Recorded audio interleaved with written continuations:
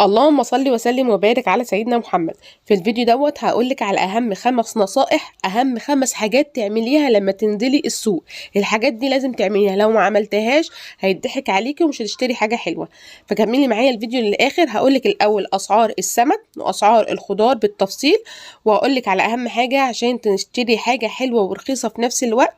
وشكرا لتفاعلكم على القناه وتعليقاتكم الجميله، بتديني طاقه ايجابيه محدش يتخيلها. شكرا لاي حد كتب لي تعليق ان شاء الله كلمه واحده، وحرصا عشان انتوا عايزين بتكتبوا لي في التعليقات عايزين روتين اللي انت بتعمليه والاكلات اللي بتعمليها والوصفات. ان شاء الله هحاول انزل لكم كل حاجه بالاسعار، فلوجات بقى ومشتريات واكلات اقتصاديه، كمان فيديوهات توفير اللي احنا بنحبها ومتعودين عليها في القناه. بس طبعا الناس اللي اول مره تشوف قناتي، انا ياسمين مصري، دبلومه تربويه. نوروني بالاشتراك في القناه وتفعيل الجرس عشان يوصل لكم كل جديد، ونصلي ونسلم ونبارك على سيدنا محمد. اول حاجه، انا بقالي فتره مش بنزل السوق، بشتري الحاجات من جنب البيت. ففوجئت ان الحاجات اللي جنب البيت سعرها الضعف. يعني انا عندي السمك في المنطقه، وجنب اي منطقه هتلاقوا السمك البلطي ب120 جنيه، تمام، والسمك التونه ب120 جنيه. ففوجئت ان انا لما نزلت السوق، هو حجمه مش كبير شويه، حجمه وسط، السمك ده ب60 جنيه، ان السمك التونه والبلطي ب60 جنيه، متخيلين؟ فانا اشتريت بقى، فكنت عامله حسابي ان واخده معايا فلوس زياده. اول حاجه من اهم النصائح لما تروحي السوق، يعني شوفي انت هتشتري حاجات ب 500 جنيه، اكتبي حاجاتك الضروريه الاساسيه بس في ورقه، وجيبي الحاجات الاساسيه. يعني انا هشتري حاجات ب 500، اخد مثلا 600 جنيه، ما اخدش اكتر من كده، لان انت لو خدتي 1000 جنيه ولا 2000 جنيه ولا 1000 ونص هتصرفيها كلها، هتشتري حاجات ملهاش لازمه وحاجات ليها لازمه. فانت اول حاجه من اهم النصائح اللي تتعلميها لما تنزلي السوق، تكتبي حاجتك في ورقه وتجيبي الحاجات الضروريه بس. الحاجات اللي ملهاش لازمه ما جيبهاش، الحاجات اللي في بديل من عندي في البيت ما جيبهاش، هجيب الحاجات الاساسيه بس، تمام. فانا جبت كميه السمك البلطي ده ب60 جنيه. وطبعا هنا عندي في السوق في المنطقه ب120، فجبت الوسط ده ب60. جبت 2 كيلو هقسمهم على اكلتين. طبعا السمك تعرفين ان هو فريش منين؟ لما تلاقي الزعانف بتاعته لونها حمراء، فنقي السمك اللي يكون الزعانف لونها حمراء، والسمكه الناشفه اللي تنقيها كده تلاقيها ناشفه، ما تكونش طريه من جوه وتيجي بقى تنضفيها تتهري منك. تاني حاجه جبت السمك السردين دوت، الكيلو عامل 65 جنيه، ممكن برضو تفاصلي مع البياع. من اهم النصائح اللي تعمليها لما تيجي برضو تشتري حاجه، تلف السوق كله الاول. يعني الف اشوف كل المشتريات واشوف كل حاجه، وبعد كده اشوف انضف حاجه انا شفتها عند مين. يعني انا شفت انضف حد بيبيع السمك فين واشتري منه. وممكن يقولك مثلا ب65 وتشتري منه الكيلو ب60. فانا جبت السردين الكيلو ب65 وتنزلي 5 جنيه فقولي 60. السمك التونه عندي في المنطقه برضو ب120، ففوجئت برضو انه هناك بيتباع ب75 جنيه، فجبت الكيلو كيلو واحد بس ب75. ما تقوليش كيلو ونص، انت جيبي على قدك بس. يعني لو انت هتجيبي اكلتين ماشي 2 كيلو وتقسميهم على اكلتين، لكن كيلو ونص وانت حاجتك كيلو بس، فكده انت مش موفره. اشتري كيلو بس على قدك. كده انا جبت البولتي 2 كيلو هقسمهم على اكلتين، التونه كيلو واحد، السردين كيلو واحد، السردين عامل 60، التونه عامل 75، البولتي عامل 60 جنيه. كده الاربع اكلات اللي قدامكم دول مش هيعملوا، اللهم صل على النبي، 120. وجبت كمان التونة ب75، قولي 80 يبقى 260 جنيه، هيكفوني 4 أكلات، تمام. اضربي معاهم 4 أكلات اقتصادية بقى، رز بعدس، كشري مثلا، بطاطس محمرة وجبنة قريش، فهيبقى معايا 8 أكلات بس. ما كلفونيش، قلنا السمك بس 260 جنيه، تمام. فكده انت وفرتي، يعني يعتبر أكل 8 أيام مع الرز بقى والحاجات دي، قولي 400 جنيه. فتوفير التوفير يا جماعة.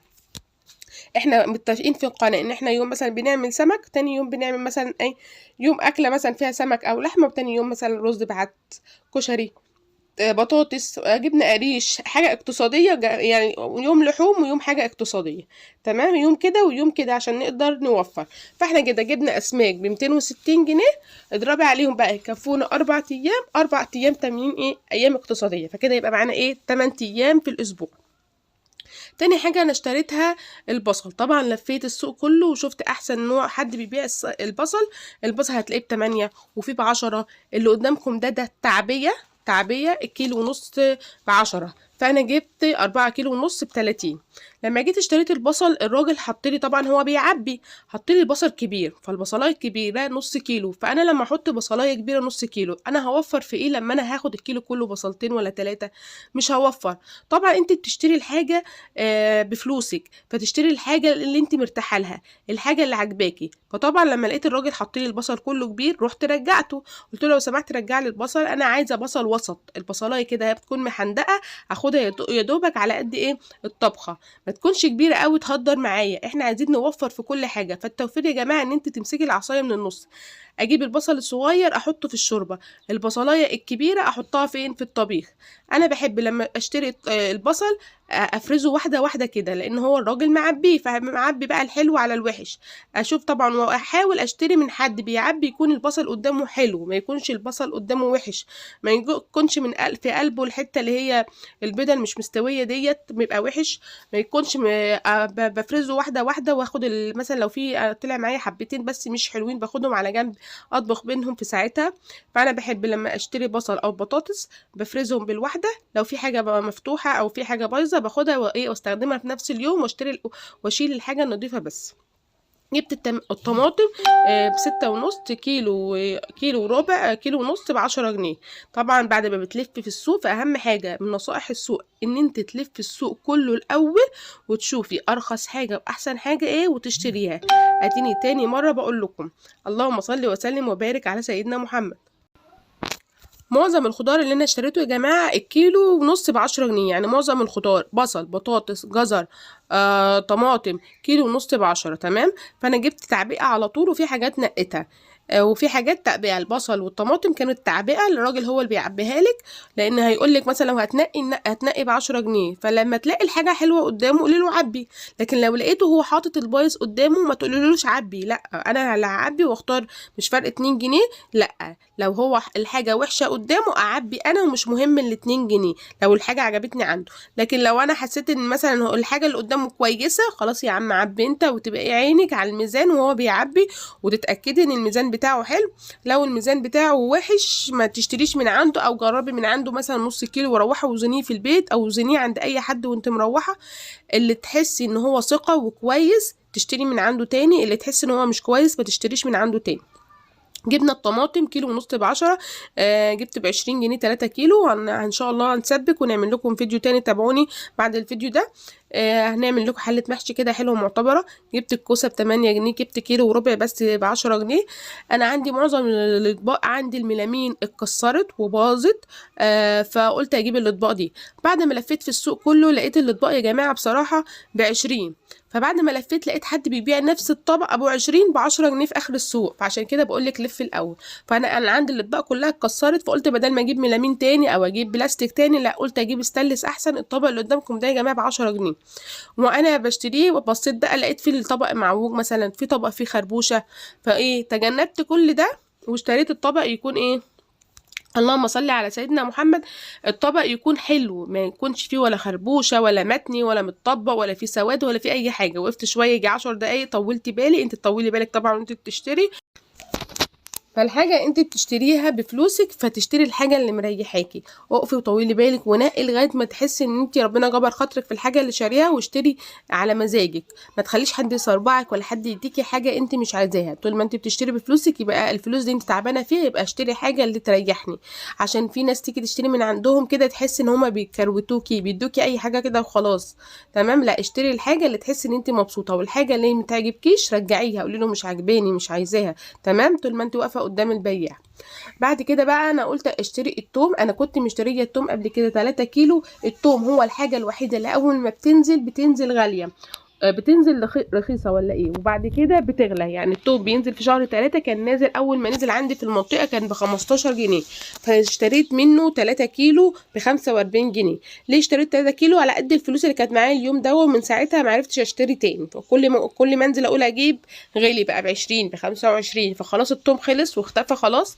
فلقيته النهارده موجود في السوق، التوم اللي بالعروش ب30 جنيه والتوم المفرد ب40. فانا قلت اشتري المفرد لان كده كده العروش بتوزن معايا، فاشتريت كيلو ونص مفرد توم حلو يعني وسط، مش كبير قوي ولا صغير قوي، كيلو ونص. الكيلو ب40، كيلو ونص عامل 60 جنيه زي ما انتم شايفين قدامكم كده. وقلت انا بس ساعات بستخدمه كده الاول كنت بجيب ال10 كيلو توم واحطهم بقى واربطهم بالعروش بتاعتهم قدام باب البيت. دلوقتي بس بشتري بقى على قد حاجتي، لقيت ان انا مش بستخدم كتير، بستخدم في الملوخيه والسمك بس. فجبت الاول من الموسم نزل في شهر 3 كنت جايبه 3 كيلو، لما لقيتهم خلاص قربوا يخلصوا فقلت اجيب تاني، فجبت كيلو ونص دوت. يعني انا ممكن استهلاكي في السنه كلها 5 كيلو توم. ليه مش بتفرزي التوم؟ انا مش بحب افرز التوم، طعمه بيتغير وريحته بيصفر وبيقلب لي ريحه التلاجة، يعني ما بحبش افرزه بصراحه. وبحبه فريش، بيبقى طعمه مختلف في الملوخيه او السمك فريش عن ما يكون متفرز. ولا بحب افرز الثوم ولا بحب افرز البصل بصراحه. حد يقنعني في التعليقات بقى ان انا افرز البصل بطريقه حلوه، يكتبوا لي في التعليقات ونستفيد من بعض. دي كميه الثوم اللي انا اشتريتها، كيلو ونص ب60 جنيه. تعالوا نشوف اشتريت ايه تاني. اشتريت ملوخية واشتريت بتنجان. البتنجان يا جماعة عندي في المنطقة ب20 جنيه، لما نزلت السوق لقيت البتنجان عامل 10 جنيه. متخيلين؟ يعني ليه الضعف؟ ليه الحاجة في سوق التلات نفسه اللي هو موجود كل تلات بس، وفي ناس عندهم بيبقى اسمه سوق الحد، الحاجة الضعف، والسوق جنبي في البيت يعني الحاجة نص التمن، وجنبي في البيت الحاجة الضعف. ليه؟ عشان قريب من البيت يعني. بعد كده الواحد ينزل يشتري من السوق احسن، لان انت هتنزلي تشتري حاجات مره واحده تكفيكي 10 ايام ولا 15 يوم. هتلاقي توفير، ممكن تكوني موفره فيها 400 جنيه. شوف احنا وفرنا كام في السمك، وفرنا كام في الخضار. البتنجان يا جماعه انا بحب انقيه كبير كده واقسمه واريح دماغي. لو انت بقى فاضيه وعايزه تتسلي نقيه صغنطوط، انا منقيه من الصغير ومنقيه من الكبير. كيلو البتنجان عامل 10 جنيه، تمام. الفلفل عامل 10 جنيه، البتنجان الاسود عامل 10 جنيه، الكوسه برضو 10 او 8 جنيه، الطماطم كيلو ونص ب10، البطاطس كيلو ونص ب10، البصل كيلو ونص ب10، الجزر برضو كيلو ونص ب10. ان شاء الله هنعمل لكم مخلل جزر وخيار حلو جدا. انا مشهوره في القناه بمخلل الخيار، بعمله تحفه، بيتاكل في نفس اليوم، روعه بجد، جميل من غير مسلوق ولا اي حاجه، ريحته بتجيب اخر الشارع. احب اقول لكم ان انا عندي بنت اختي كل ما تطلع تلاقيني عامله المخلل الخيار ده، بتاخد البطرمان كله وتنزل بيه بالعنا والشفا على قلبها. اللهم صل وسلم وبارك على سيدنا محمد. يعني انت بدل ما تشتري كيلو خيار كيلو مخلل ب40 جنيه، لا هاتي ب10 جنيه خيار بس، واعملي احسن بطرمان كيلو على بعضه مخلل خيار. جبنا كمان الملوخية 3 ربط بس ب10 جنيه، يعني كيلو الملوخية ب10 جنيه، في المنطقة ب20 جنيه. يعني بصراحة يا جماعة سكان المنطقة اللي أنا فيها مش مسامحاهم، استغلال في الأسعار فظيع جدا. يعني منطقة قرية يعتبر، وكلهم ما شاء الله أصحاب بيوت وقاعدين في بيوتهم، وبخل بشع في الأسعار وفي المعاملة وحشة جدا. مش هقول لكم اسم المنطقة اللي أنا عايشة فيها. اللهم صل وسلم وبارك على سيدنا محمد. فانا جبت 3 ربط ملوخيه ب10 جنيه، فقلت ادام هي رخيصه جبت 6 ربط ب20 جنيه. انا معوده اولادي الحمد لله على طول ان هم بيساعدوني في كل حاجه. طبعا اللي خلفتها صبيان ما تقوليش دول صبيان ما بيعملوش حاجه ما بيعرفوش حاجه، لا عوديهم، لان هيجي وقت عليكي الحمل هيتقل، خصوصا لو انت ربنا رزقك كده ب4 زي ربنا يخليهم ويبارك فيهم يا رب. الحمل هيتقل وتلاقي عليكي حاجات كتير، سواء انت بقى موظفه او بتشتغلي. فعايزاهم يساعدوكي، فانت هتعملي بقى شغلك الصبح، ولا تعملي شغل البيت، ولا تطبخي، ولا تعملي ايه. فانا لما لقيت الحمل تقل عليا خليت اولادي بيساعدوني الحمد لله في كل حاجه. يعني عندي ابني اللي في اولى اعدادي ما شاء الله بيقف يعمل الرز وبيقف يساعدني في حاجات كتير. اللي تحتيه شويه هديله الملوخيه دلوقتي هو يعملها. البنت الصغنطوطه اللي عندها 4 سنين ما شاء الله ولا قوه الا بالله بتقف تكنس معايا وبتساعدني في حاجات كتير قوي. هي بتحب الترويق، طالعه نشيطه زي امها، فبتقف تعمل. فانت عودي اولادك يعملوا، اديهم الحاجه اللي يعرفوا يعملوها. لو بتعملي سمك خد يا ابني اعمل لي التوم قشره ودقه. لو بتعملي مثلا محشي خد تعالى معايا تعالى اقعد جنبي كده اهوت نعمل حله المحشي دي. تعالى احشي معايا البتنجان، تعالى اعمل معايا الملوخيه، تعالى فصص معايا البسله، تمام. فانت عودي اولادك ان هم يساعدوكي ويعملوا معاكي.